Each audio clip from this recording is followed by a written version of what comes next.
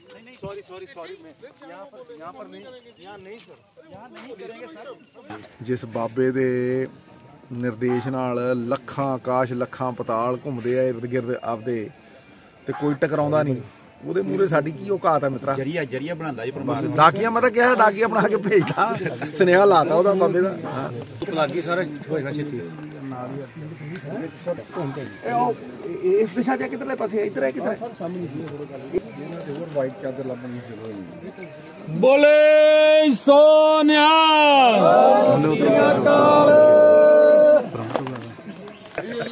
ਗੁਰਦੁਆਰੇ ਦਾ ਮੱਥਾ ਟੇਕ ਕੇ ਫੇਰ ਆ ਜਾਈਏ।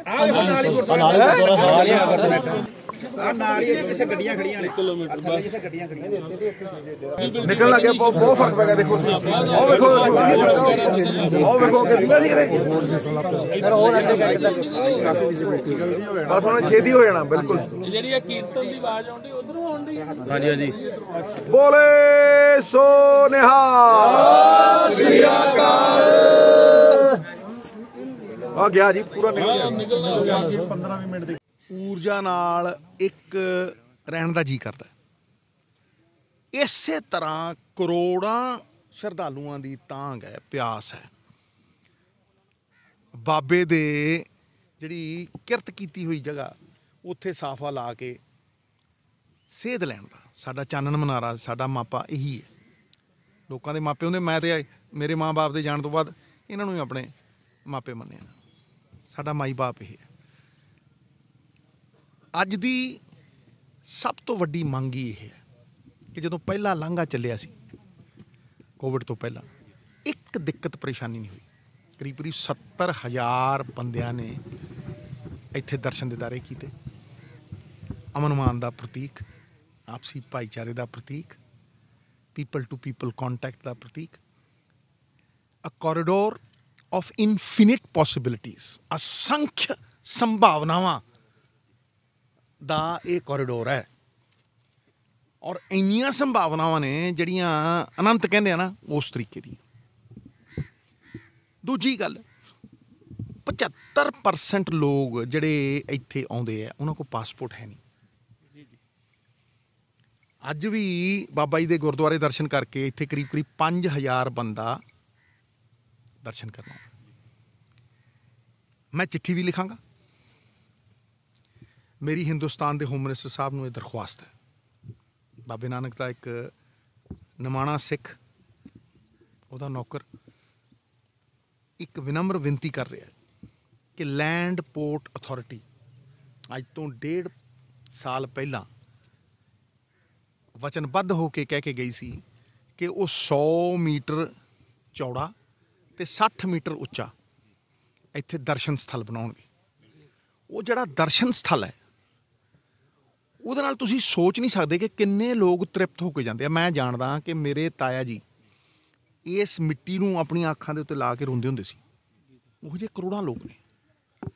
ਮੇਰੀ ਇਹ ਬੇਨਤੀ ਹੈ, ਇਹ ਰਿਕੁਐਸਟ ਹੈ ਹੋਮ ਮਿਨਿਸਟਰ ਨੂੰ ਔਰ ਭਾਰਤ ਸਰਕਾਰ ਨੂੰ ਕਿ ਤੁਹਾਡੇ ਸਿਕਿਉਰਿਟੀ ਰੀਜ਼ਨ ਹੋ ਸਕਦੇ, ਤੁਹਾਨੂੰ ਜ਼ਿਆਦਾ ਪਤਾ ਹੋਊਗਾ। ਮੈਂ ਤਾਂ ਬਾਬੇ ਦੀ ਮਿਹਰ ਦੇ ਵਿੱਚ ਵਿਸ਼ਵਾਸ ਰੱਖਦਾ। ਜਦੋਂ ਬਾਬੇ ਦੀ ਮਿਹਰ ਹੋਈ ਸੀ, ਲੱਖ ਵਿਰੋਧਾਂ ਦੇ ਬਾਵਜੂਦ ਵੀ ਇਹ ਲਾਂਘਾ ਖੁੱਲ੍ਹਿਆ ਸੀ। ਔਰ ਇਹ ਲਾਂਘਾ ਖੁੱਲ੍ਹਣਾ ਹੀ ਖੁੱਲ੍ਹਣਾ, ਕਿਉਂਕਿ ਸਿੱਖਾਂ ਦੀ ਤਾਂਘ ਹੈ ਇਹ। ਸਿੱਖ ਇੱਥੋਂ ਊਰਜਾ ਲੈਂਦੇ ਹੈ। ਹਿੰਦੂ, ਮੁਸਲਮਾਨ, ਈਸਾਈ, ਹਰ ਧਰਮ ਇਸ ਗੁਰੂਦੁਆਰੇ ਤੋਂ ਸੇਧ ਲੈਂਦਾ ਹੈ। ਜਗਤ ਗੁਰੂ ਹੈ ਬਾਬਾ ਜੀ। ਮੇਰੀ ਇਹ ਬੇਨਤੀ ਹੈ ਕਿ ਦਰਸ਼ਨ ਦਿਦਾਰੇ ਵਾਸਤੇ ਐਟਲੀਸਟ ਜੋ ਉਹ ਵਚਨ ਸੀ ਉਹ ਪੂਰਾ ਹੋਵੇ। ਦੇਰੀ ਕਿਉਂ ਸਮਝਦੇ ਹੋ, ਕਿਉਂ ਹੋ ਰਹੀ ਹੈ ਦੇਰੀ? ਦੇਖੋ ਇਹਦਾ ਜਵਾਬ ਉਹ ਦੇ ਸਕਦੇ ਆ, ਲੇਕਿਨ ਮੈਂ ਇੱਕ ਚਿੱਠੀ ਵੀ ਲਿਖੂੰਗਾ, ਰਿਮਾਈਂਡਰ ਵੀ ਦਊਂਗਾ। ਅੱਛਾ, ਇਹ ਵੀ ਹੈ ਵੀ ਉਹਦੇ 'ਚ ਕੋਈ ਪੈਸੇ ਜ਼ਿਆਦਾ ਖਰਚ ਨਹੀਂ ਹੋਣੇ। ਇੱਕ ਥੋੜ੍ਹੀ ਜਿਹੀ ਇੱਛਾ ਸ਼ਕਤੀ ਦੀ ਗੱਲ ਹੈ, ਪੋਲੀਟੀਕਲ ਵਿਲ ਦੀ ਗੱਲ ਹੈ। ਅਗਰ ਉਹਨਾਂ ਨੂੰ ਲੱਗਦਾ ਹੈ ਕਿ ਉਹਨਾਂ ਦੀ ਕੋਈ ਕੰਟਰੈਕਟ ਦੀ ਗੱਲ ਹੈ ਜਾਂ ਫਲਾਣੇ ਦੀ ਗੱਲ ਹੈ ਤਾਂ ਉਹ ਪੰਜਾਬ ਸਰਕਾਰ ਨੂੰ ਕਹਿਣ। ਅਤੇ ਮੈਂ ਇਹ ਤੁਹਾਨੂੰ ਗਰੰਟੀ ਦਿੰਦਾ ਕਿ ਪੰਜਾਬ ਸਰਕਾਰ ਪਹਿਲ ਦੇ ਆਧਾਰ ਦੇ ਉੱਤੇ ਉਹ ਕੰਮ ਕਰਕੇ ਦੇਊਗੀ, ਕਿਉਂਕਿ ਘੱਟ ਤੋਂ ਘੱਟ ਨਹੀਂ 4-5 ਦੂਰਬੀਨਾਂ ਲੱਗੀਆਂ ਹੋਣੀਆਂ ਚਾਹੀਦੀਆਂ ਨੇ। ਜਦੋਂ ਇਹੋ ਜਿਹਾ ਸਮਾਂ ਆਉਂਦਾ, ਹੁਣ ਦੇਖੋ ਤੁਸੀਂ, ਪੂਰਾ ਖੁੱਲ੍ਹਾ ਦਰਸ਼ਨ ਦੀਦਾਰ ਹੁੰਦਾ ਹੈ। ਦੇਖੋ ਅਸੀਂ ਤਾਂ ਇਹੀ ਚਾਹਾਂਗੇ ਕਿ ਇਹ ਲਾਂਘਾ ਖੁੱਲ੍ਹਾ ਰਹੇ, ਪਰ ਜੇ ਇਨ ਕੇਸ ਇਹ ਬੰਦ ਵੀ ਹੁੰਦਾ ਕਿਸੇ ਕਾਰਨ ਵਰਸ਼, ਤੇ ਫਿਰ ਉਹ ਜਿਹੜੀ ਲੈਂਡ ਪੋਰਟ ਅਥਾਰਟੀ ਵਾਲੀ ਜਿਹੜੀ ਥਾਂ ਹੈ 100 ਮੀਟਰ ਚੌੜੀ 60 ਮੀਟਰ ਉੱਚੀ, ਉੱਥੇ ਆ ਕੇ ਹਰੇਕ ਬੰਦੇ ਨੂੰ ਇੰਨਾ ਅਖਤਿਆਰ ਹੋਵੇ ਕਿ ਉਹ ਬਾਬਾ ਜੀ ਦੇ ਦਰ ਦੇ ਖੁੱਲੇ ਦਰਸ਼ਨ ਦੀਦਾਰੇ ਕਰਕੇ ਜਾਵੇ। ਵੇਖੋ ਇਸ ਧਰਮ ਸਥਲੀ ਦੇ ਉੱਤੇ ਤੁਸੀਂ ਦੇਖੋ ਊਰਜਾ ਹੀ ਅਲੱਗ ਹੈ। ਮੈਂ ਕਦੇ ਸਿਆਸਤ ਨਹੀਂ ਔਰ ਮੈਂ ਮਤਲਬ ਮੈਂ ਕਦੇ ਇਹਨਾਂ ਗੱਲਾਂ ਦੇ ਵਿੱਚ ਨਹੀਂ ਪਿਆ। ਮੈਂ ਤੇ ਇੰਨਾ ਕਹਿਣਾ ਵੀ 21 ਪੁਸ਼ਤਾਂ ਸਾਡੀਆਂ ਦਿਨਾਂ ਨਹੀਂ ਦੇ ਸਕਦੀਆਂ ਉਸ ਬਾਬਾ ਜੀ ਦੀ ਮਿਹਰ ਦੇ ਵੀ ਉਹਨੇ ਡਾਕੀਆ ਬਣਾਤਾ। ਸਰ ਜੇ ਗੱਲ ਕੀਤੀ ਜਾਵੇ ਇੱਕ ਗੱਲ ਸੁਣੋ, ਮੈਂ ਜੋ ਕੁਝ ਵੀ ਕਹਿ ਰਿਹਾ ਅੰਤਰਾਤਮਾ ਤੋਂ ਕਹਿ ਰਿਹਾ। ਅਰਦਾਸ ਕਰਕੇ ਔਰ ਇਹ ਅਰਦਾਸ ਇਸੇ ਕਰਕੇ ਕੀਤੀ ਹੈ। ਦੋ ਹੀ ਸਵੇਰੇ ਜਿਹੜੀ ਮੈਂ ਅਰਦਾਸ ਵੀ ਕੀਤੀ ਹੈ ਉਹ ਇੱਕੋ ਹੀ ਮਤਲਬ ਗੱਲ ਹੀ ਇਹ ਹੈ ਕਿ ਤੇਰੀ ਮਿਹਰ ਨਾਲ ਖੁੱਲਿਆ ਸੀ, ਮਿਹਰ ਕਰ ਬਾਬਾ, ਇਹ ਲਾਂਘਾ ਖੋਲ। ਕੇਂਦਰ ਨੇ ਬੰਦ ਕੀਤਾ। ਮੈਂ ਕਿਹਾ ਫਿਰ ਦੇਖੋ ਉਸ ਸੁਪਰੀਮ ਪ੍ਰੋਵਾਈਡਿੰਗ ਤਾਕਤ ਦੇ ਅੱਗੇ ਕਿਹੜਾ ਕੇਂਦਰ? ਸਾਡਾ ਤਾਂ ਸਾਰਾ ਕੇਂਦਰ ਬਿੰਦੂ ਹੀ ਉਹ ਹੈ।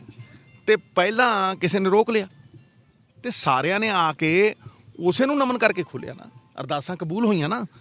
ਤੇ ਅੱਜ ਵੀ ਉਹਦੀ ਮਿਹਰ ਮੰਗਦਾ ਮੈਂ ਤੇ ਅੱਜ ਵੀ ਅਰਦਾਸ ਕੀਤੀ ਹੈ ਕਿ ਭਾਈ ਪੰਜਾਬ ਦੇ ਕਲਿਆਣ 'ਚ ਸਾਡਾ ਕਲਿਆਣ ਨਿਹਿਤ ਕਰ। ਪੰਜਾਬ ਦਾ ਕਲਿਆਣ ਤੇਰੇ ਦਰ ਦੇ ਉੱਤੇ ਸਾਫਾ ਲਾਏ ਬਿਨੇ ਨਹੀਂ ਹੁੰਦੇ।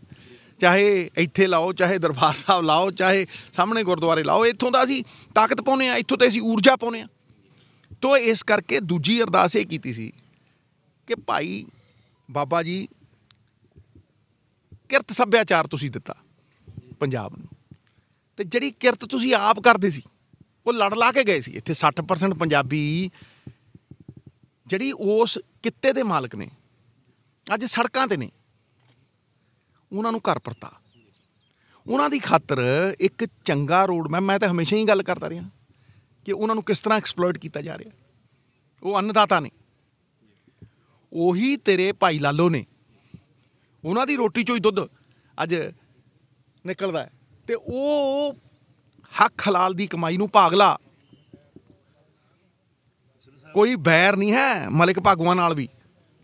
ਅਸੀਂ ਪਾਪੀ ਨਹੀਂ ਮਾਰਨੇ, ਪਾਪ ਮਾਰਨਾ ਸਮਝਿਆ।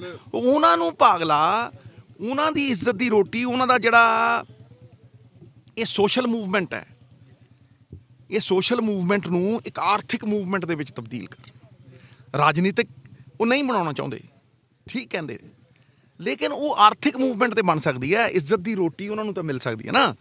ਉਹਦੇ ਲਈ ਮੈਂ ਹਮੇਸ਼ਾ ਪੁਰਜ਼ੋਰ ਤਰੀਕੇ ਨਾਲ ਔਰ ਉਹ ਆਪ ਆਪਣਾ ਨਿਰਣਾ ਤੈਅ ਕਰਨ, ਸਰਕਾਰ ਨੂੰ ਦੱਸਣ, ਤੇ ਫਿਰ ਜਿਹੜਾ ਨਾ ਤੁਰੇ ਉਹਨੂੰ ਲਾ ਦੇਣ। ਉਹਨਾਂ ਕੋਲ ਤਾਕਤ ਹੈ ਭਾਈ, ਭਾਵੇਂ ਕੋਲਡ ਸਟੋਰੇਜ ਹੋਣ, ਭਾਵੇਂ ਡਾਈਵਰਸੀਫਿਕੇਸ਼ਨ ਹੋਵੇ, ਝੋਨੇ ਤੋਂ ਪਾਸੇ ਜਾਣਾ ਹੋਵੇ, ਭਾਵੇਂ ਹੋਰ ਗੱਲਾਂ ਹੋਣ, ਲੇਕਿਨ ਉਹ ਇੱਥੇ ਦਾ ਮਸਲਾ ਨਹੀਂ ਹੈ। ਇੱਥੇ ਦਾ ਮਸਲਾ ਲੈਂਡ ਪੋਰਟ ਅਥਾਰਟੀ ਦਾ ਹੈ ਸਭ ਤੋਂ ਵੱਡਾ। ਅਰਦਾਸ ਅੱਡ ਚੀਜ਼ ਹੈ, ਕੁਛ ਮੰਗਾਂ ਨੇ ਉਹ ਅੱਡ ਚੀਜ਼ ਹੈ। ਉਹ ਤੇ ਜਾਇਜ਼ ਮੰਗ ਹੈ ਨਾ ਕਿ 2 ਸਾਲ ਪਹਿਲਾਂ ਜਦੋਂ ਇੱਥੇ ਅਸੀਂ ਆਉਂਦੇ, ਮੇਰੇ ਤਾਏ ਦੇ ਸਮੇਂ ਤੋਂ, ਸਾਡੇ ਪੁਰਖਿਆਂ ਦੇ ਸਮੇਂ ਤੋਂ ਲੋਕ ਇੱਥੇ ਆ ਕੇ ਦੂਰਬੀਨ ਨਾਲ ਦਰਸ਼ਨ ਦੀਦਾਰੇ ਕਰਕੇ ਆਪਣਾ ਨਮਨ ਕਰਕੇ ਇੱਥੋਂ ਜਾਂਦੇ ਹੁੰਦੇ ਸੀ। ਅੱਜ ਉਹ ਹੈ ਨਹੀਂ।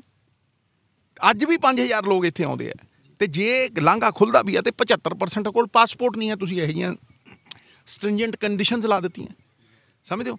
ਤੇ ਜਦੋਂ ਇਹ ਚੱਲਿਆ ਤੇ ਇੱਕ ਦਿੱਕਤ ਨਹੀਂ ਆਈ, 70000 ਲੋਕਾਂ ਨੇ ਦਰਸ਼ਨ ਕੀਤੇ। ਸੋ ਉਹ ਜਲਦ ਤੋਂ ਜਲਦ ਬਣੇ। ਜੇ ਉਹਨਾਂ ਨੂੰ ਕੋਈ ਦਿੱਕਤ ਪਰੇਸ਼ਾਨੀ ਹੈ ਸਾਨੂੰ ਕਹਿ ਦੇਣ ਭਾਈ।